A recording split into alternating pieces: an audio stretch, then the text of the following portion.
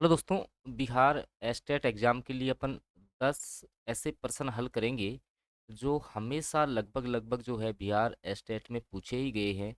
और आगे आने वाले जो आपका एस्टेट 2026 है उसके चाहे से पेपर 1 आप दे रहे हो या पेपर 2 आप दे रहे हो, ये 10 प्रश्न पूछे जाने की संभावना ज़्यादा रहेगी। देखिए कौन से वो 10 प्रश्न है। पहला क्वेश्चन है कि निम्नलिखित में से किसमें प्रश्न जो है प्रश्न चिन्ह अधिक विश्वसनीय होगा। बहुविकल्पी प्रश्न, निबंध, संक्षिप्त उत्तर या समापन। तो ऐसा प्रश्न जब भी आए तो आपको बहुविकल्पी जो प्रश्न होता है ना वो आपका करेक्ट आंसर है, क्योंकि किसी भी एग्जाम की पारदर्शिता बनाने के लिए जो है ना उसको विश्वसनीय बनाना है, सारे क्वेश्चन आपको बहुविकल्पी रखने पड़ेंगे। एमसीक्यू जो फॉर्मेट है वो आपका रखना पड़ेगा। तो ये पहला प्रश्न था, शायद आप सभी का सही हुआ होगा। दूसरा प्रश्न देखो क्या है।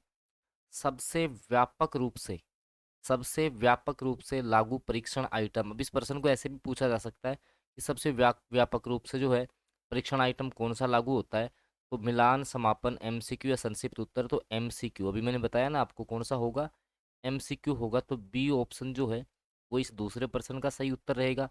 तीसरा प्रश्न देखो, इस ओजोन से एक प्रश्न आता ही आता है। अब मैं जो स्लाइड आपको बताऊंगा, देखिए वायुमंडल की इनमें से कौन सी परत ओजोन परत से बनी है जो पराबैंगनी किरणों को अवशोषित करने के लिए जिम्मेदार है। मतलब ये जो आपकी ओजोन परत है ना, ओजोन परत कहने का मतलब ये ऐसे प्रश्न पूछ रहा है कि जो आपकी ओजोन परत है ना ये आपके कौन से मंडल में है। ओजोन परत आपके कौन से मंडल में पाई जाती है। सौर मंडल है, मीसोफेयर है या स्ट्रेटोस्फेयर है। तो देखिए ओजोन मंडल आपकी ये ओजोन परत पाई जाती है समताप मंडल में। कौन से मंडल में? समताप मंडल में। और इसको इंग्लिश में कहते हैं क्या? स्ट्रेटोस्फेयर। ठीक है। ऑप्शन सी जो भी बता रहे हैं वो करेक्ट आंसर इनका रहेगा। ठीक है। और इसी में याद कर लो, आपका जो है ओजोन जो है ओजोन का सूत्र होता है O3। क्या होता है? O3 सूत्र होता है। 16 सितंबर को जो है विश्व ओजोन दिवस मनाया जाता है, ये भी आप याद कर लेंगे। ठीक है। अधिगम प्राकृतिक क्रिया है। अच्छा क्वेश्चन है, देखो याद भी करवा दूंगी, कभी भूलोगे नहीं आप। देखो अधिगम का अर्थ अगर आपसे पूछे तो आपको पता है अधिगम का अर्थ होता है सीखना। ठीक है। अब कौन सीख सकता है? शिक्षार्थी भी सीख सकता है, शिक्षक भी, व्यक्ति भी, या जीवित प्राणी, कोई भी जीवित प्राणी वो सीख सकता है, वो अधिगम है। तो ऑप्शन डी इस प्रश्न का सबसे सही उत्तर रहेगा। ठीक है। और जिनको भी एस्टेट 2026 के प्रीवियस ईयर क्वेश्चन चाहिए, प्रैक्टिस सेट चाहिए, या आपको चाहिए नोट्स जिनसे आप कम समय में जो है आप एस्टेट एग्ज़ाम पास कर सकें, तो आप लोग चाहे से पेपर 1 आप दे रहे हो या आप पेपर 2 दे रहे हो, किसी भी सब्जेक्ट से आप दे रहे हो, तो आपको कंटेंट मिल जाएगा। इसके लिए ये नंबर आ रहा है, देखिए 7424939386। इस पर व्हाट्सएप मैसेज आप कर सकते हैं।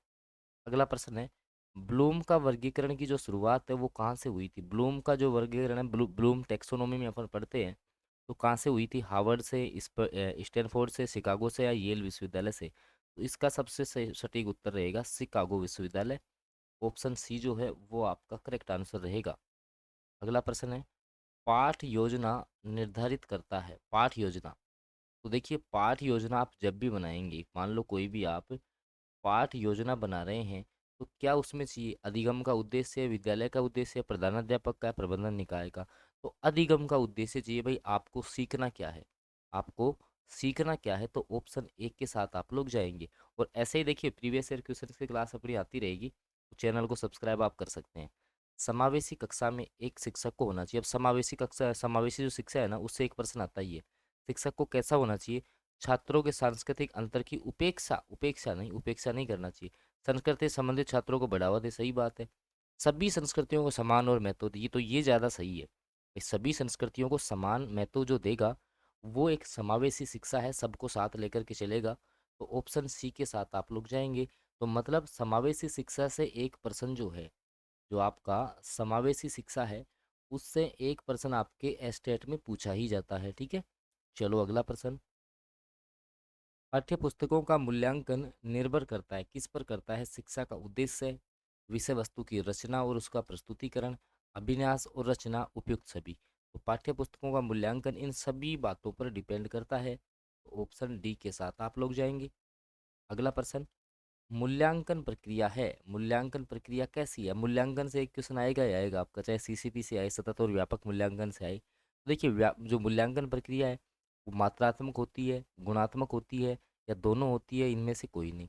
तो देखिए जो आपकी मूल्यांकन जो प्रक्रिया है वो आपकी एक तो होती है मात्रात्मक प्लस आपकी होती है गुणात्मक, दोनों होती है, याद रख लेना, मात्रात्मक और गुणात्मक दोनों प्रकार का मूल्यांकन होता है।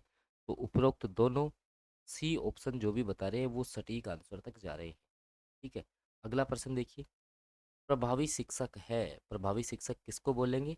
जो कक्षा पर नियंत्रण करे, जो सीमित अवधि में जानकारी प्रदान कर सकता है, जो छात्र को सीखने के लिए प्रेरित करता है, इस शब्द को पकड़ लीजिए, जो सीखने के लिए प्रेरित करता है छात्रों को, वो ही आपका प्रभावी शिक्षक है। तो ऑप्शन सी के साथ जाएंगे। और मैं आपको फिर बता रहा हूँ, एस्टेट 2026, क्योंकि देखिए आप साथियों को TRE 4 में मौका मिला है, आप सभी को TRE 4 में मौका मिला है एस्टेट अपेयरिंग स्टूडेंट्स को, तो भाई आपके लिए एस्टेट पास करना बहुत ज़रूरी है।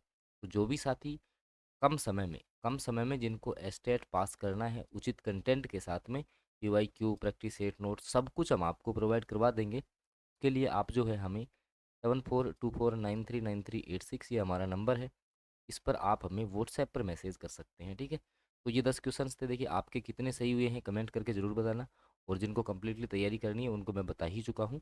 धन्यवाद।